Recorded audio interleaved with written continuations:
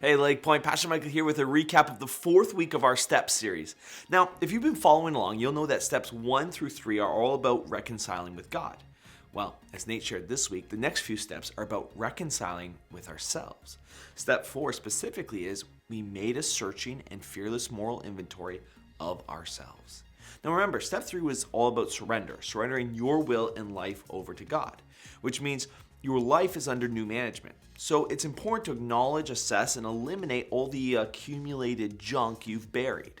All the resentment, fears, wounds, traumas, guilt, regret, and shame that you've got stored up. This kind of excavation requires you to perform an autopsy on your past in order to experience new life through Jesus. Now, just a heads up, as Nate shared, no one enjoys step 4. However, the good news is that we're more than capable of doing it. In fact, we do it all the time just for other people. We're like, man, that guy has a ton of problems. And then we list all the reasons why that person has issues. We love to take inventories of other people. It's why Jesus said, why worry about a speck in your friend's eye when you have a log in your own? How can you think of saying to your friend, let me help you get rid of the speck in your eye when you can't see past the log in your own eye? Hypocrite, first go get the log out of your own eye, then you will see well enough to deal with the speck in your friend's. And really, that's what we're doing in step 4. We are seeking to take the log out of our eyes. You see, all your hurts, hang-ups, and habits remain with you when you surrender your life to God. And so God works to remove them one step at a time and invites us to participate in that. Grace doesn't mean I don't have to examine my life. I can just sweep it under the rug. Grace just means it's safe to do so because God does it with me, and He's not there to condemn me, but to actually heal me. It's why the psalmist David wrote, "Search me, O God, and know my heart. Test me and know my anxious thoughts. See if there's anything in me that offends you, and lead me along the path of everlasting life." There's a progression there. I will not be ready for God to lead me on the path of everlasting life until the searching process takes place. Yes, God is gracious and forgiving, but self-examination helps me experience and apply that grace to heal my specific hurts, habits, and hang-ups. If I avoid the truth about my life, I avoid applying God's grace to it. As Nate shared, there are a lot of different frameworks you can use for step 4, but the most popular one seems to be the resentment inventory. What is resentment? Resentment is a feeling of bitter indignation at having been treated unfairly. It is emotionally reliving a past injury as if it were repeatedly happening in the present moment. You see, human beings are Velcro for resentments. We start picking them up from the moment we come out of the womb, and most people take truckloads of them to the grave. The Bible is full of examples of people who held on to old grievances and the negative consequences that followed that. In chapter 4 of Genesis, just a few pages into scripture, Cain felt so much resentment towards his brother Abel that he murdered him. And so, how do we address our resentment? Well, Nate offered us 4 mini steps in which he labeled A, B, C, and D. Step 4A is to list the names of every person who has ever wounded or offended you. Most people create a 4-column chart and list the names down along the first column.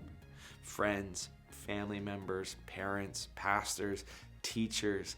The goal is to be as exhaustive as possible. From grade school bullies to former high school sweethearts to overbearing bosses and spouses. Most people, when they do this, they list dozens of names.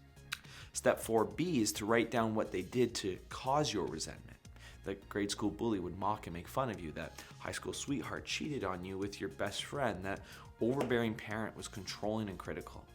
In column 1, you write down the names of the people toward whom you hold as resentment, big or small. In column 2, you write down what they did to cause you that resentment. The point is not to leave anyone or anything off your grudge list, regardless of whether the offense is trivial or terrible. It doesn't matter who or what they've done. If you hold resentment, they go on the list. Step 4C is to write down how their behavior affected you. Did their behavior bruise your pride, damage your self-esteem, threaten your emotional security, interfere with your sexuality, block your social or professional ambitions? For instance, that grade school bully made you feel anxious and insecure. That high school sweetheart bruised your ego and your pride. That overbearing parent made you feel like you were never good enough. Write that down in the 3rd column. And now, here comes the hard part. In step 4D, we're asked to reflect on and write down what role you played in this episode that led to your resentment. In almost every case, we had a part. Remember, surveying our resentments is about plank removal, not speck identification. John Ortberg, in his book, says bland confession is like taking a shower with your clothes on. You avoid the embarrassment of nakedness, but it's hard to get clean. Step 4D is where we start to get clean, even if we're only 10% or even 1% responsible. In AA, they are recognizing where you contribute to the problem is good news, because if someone else is completely to blame, then you are a prisoner of their misdeed and have no power to fix it. But if you can see and own your part, no matter how minor that part might be, you have the jurisdiction and agency to do something about it. The process of identifying our role and all that has gone wrong in our lives will help us begin to see our character flaws in high definition, many of them for the first time. And it's a lot to take in, but it's crucial to our healing journey, because those resentments and fears are holding us back from walking in forgiveness and freedom. Now, in the 12-step program, once you complete the resentment inventory, you move on to the fear inventory: people, places, institutions, ideas, and things that cause you to fear. The reality is that even a tiny part of me feels resentment or fear. I have to acknowledge it and work through it with God. And the same is true for you. Suppressing your dark emotions doesn't work. They just create unhealthy habits and hang-ups.